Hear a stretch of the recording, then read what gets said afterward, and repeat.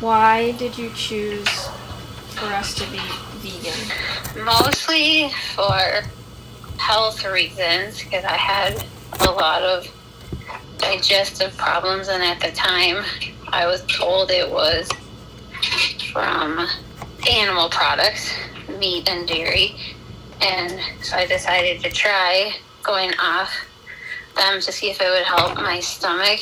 And so I went off for 2 weeks, and it made a huge difference.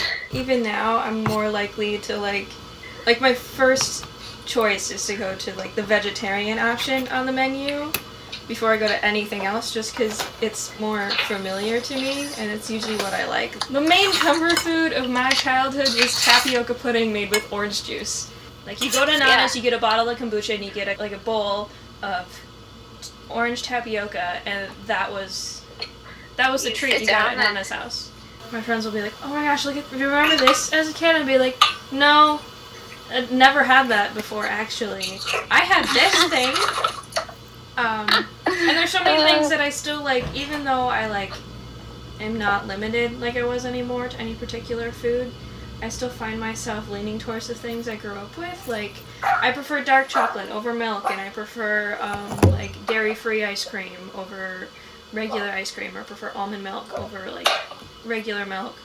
Something about the milk that comes from a cow or an animal is just Cow milk, yeah, that's what you called it. Yeah, cow I did. Milk. I called that, and I called beef cow meat until I was 10. Cow meat, yeah. It didn't make sense to me that it had a different name.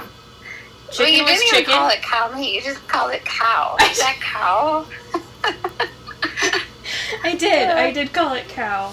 But I do feel like it opened our world to so many more things.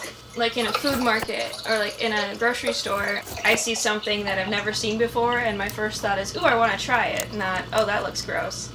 My little rebellious phase, instead of doing drugs, was eating candy I wasn't supposed to eat. There's less consequences now than when I was, younger, though. I know, I'm sorry. Like, I'd eat a chocolate bar and I'd get grounded for a week. Was it that bad? In some cases, yeah, you get very mad. You'd be like, "That's gonna kill you," and I'd be like, "It hasn't yet," and eat it more.